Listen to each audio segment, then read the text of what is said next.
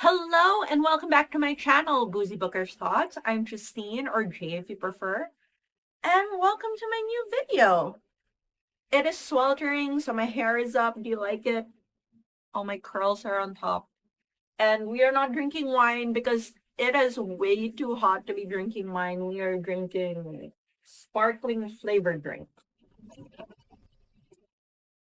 It's like a sparkling flavored water. Oops. So today we are going to be doing a wrap up of all the books that I read in March and April, which is kind of polar opposites of each other. They're super skewed. In March, I only read one book, and that was an audiobook reread. And then in April, I binge read um 5 books. So I think I mentioned in my catch up that March wasn't a good month for me. I was working a lot at the start. I was getting really depressed, and then I got sick and just wasn't reading, wasn't posting, wasn't doing much beyond surviving. And then April came and I swung a little bit to the opposite direction and got a little hypomanic. Just a little bit. I was boom, boom, boom with all of the things on my to-do list, and that included my reading. So, in case anyone's worried, my therapist and I have noticed these patterns of behavior, and we're reevaluating some things. But I'll give a full update on that once things are a little bit more settled with me and with the updates. But anyway, but so I think this is the first time that I'm having this many books to update on in a wrap up, because normally I'm only updating about like 1 or 2 books, but this time I have 6 books. Although I won't actually take that long to wrap them up because all 5 of those books were in the same series. So I'm just going to update about the series in general rather than each individual book. Okay. Um, so the first book that I read way back in March is And Then There Were None by Agatha Christie.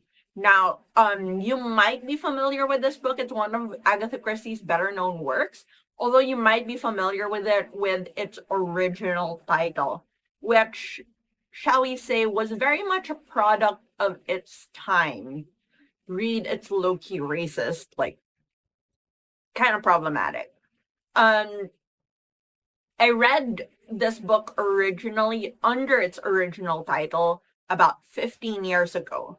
But then since then, I'm not sure exactly when, but since then, the title of the book and the poem that the title is based on that is featured in the book have both been edited to be, acceptable, appropriate, not racist, in short.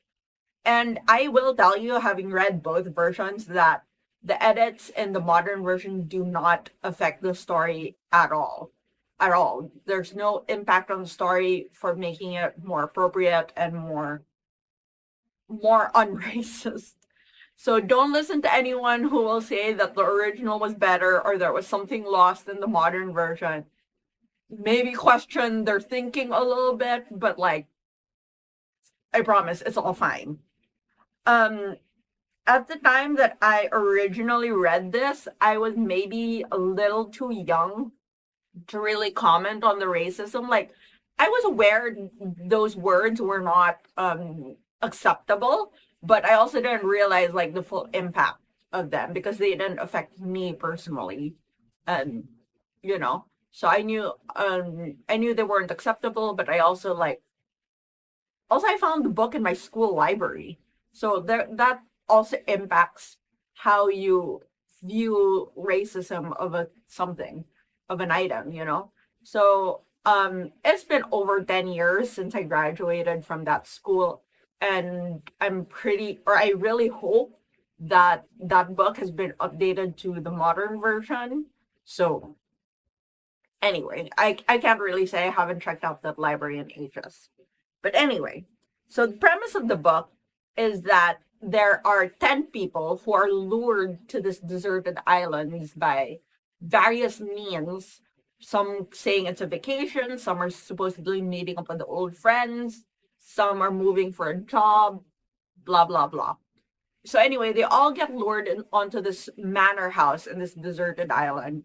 And then once they're there, they're confronted by their mysterious host who announces to the entire group that the host, is accusing all these people present, including like the butler and the housekeeper, of murder, of various murders that they have committed over the years, like in their past.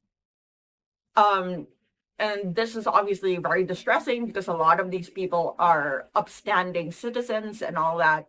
But then as the story progresses, they all start dying or getting killed off, more like they start getting killed off in ways that are reminiscent of, or the ways that parallel this really gruesome children's rhyme that's like featured prominently in all the manor rooms. So it's very locked room mystery type, very Agatha Christie vibes. Um, the premise is super interesting, and the execution was pretty well done.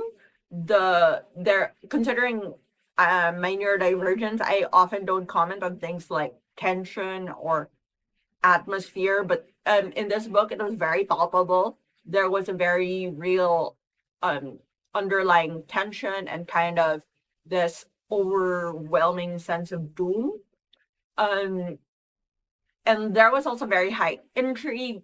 I was very invested in moving forward in the story and trying to see what the next event would be, what the next twist would be, and all that. All that being said, I was a little low key disappointed by the ending. Um, which is weird because I remember really enjoying it when I first read it, like back in high school. Hang on. And don't get me wrong, I had forgotten who had done it.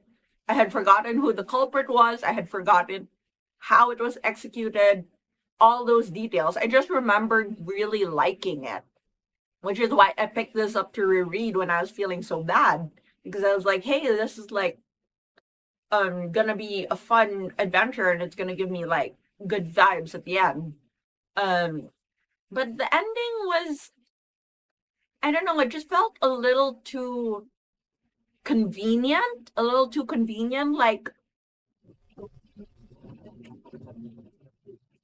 like they just said it was this person and made it work because the author said to make it work, but there weren't enough clues or hints littered throughout the book that all like came together and made sense once there was the reveal.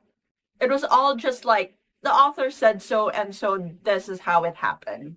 And I don't know, it didn't give me that satisfied feeling that a good mystery usually gives me. Um yeah, it disappointed. In the ending disappointed, at least. I enjoyed the journey, to be sure. But the destination, I'm not sure it was worth it. Um yeah. Overall, I still gave it 4 stars. I know I'm such an overly generous rater, but I have to say some of it went to the nostalgia that I had from enjoying it so much the first time I read it. And also maybe because it was something that I was able to achieve in a really dark time in my life. Excuse me. So like maybe I'm just like optimistically rating it, but I gave it 4 stars. But I will say I was a little low key disappointed.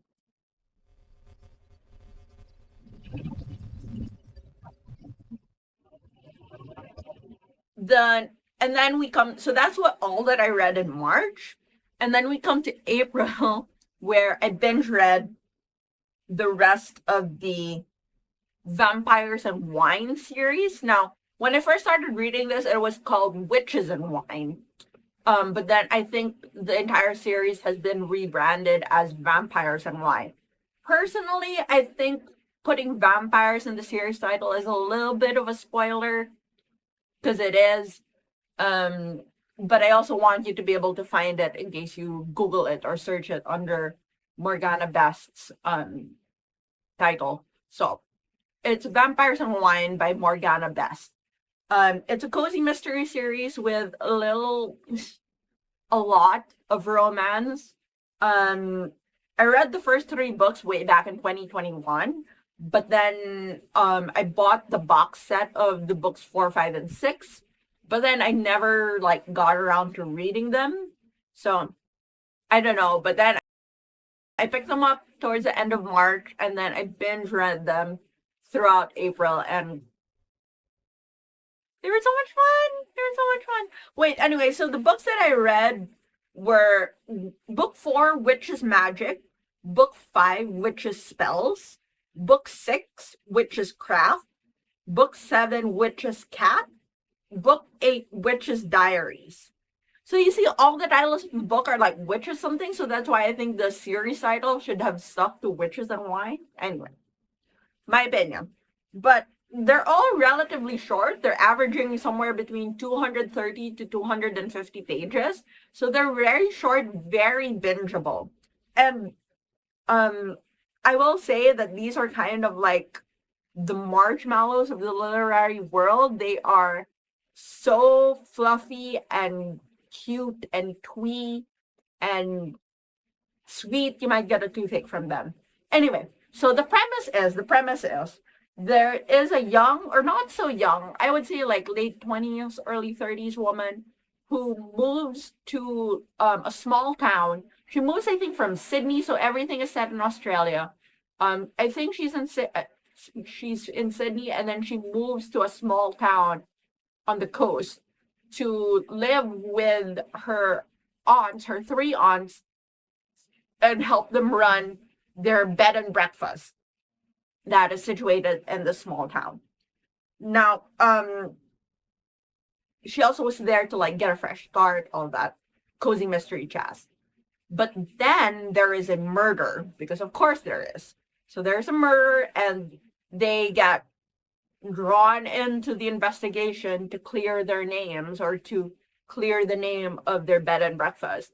And as it progresses, the main character discovers that she, the main character, as well as her aunts and her parents, are all vampires.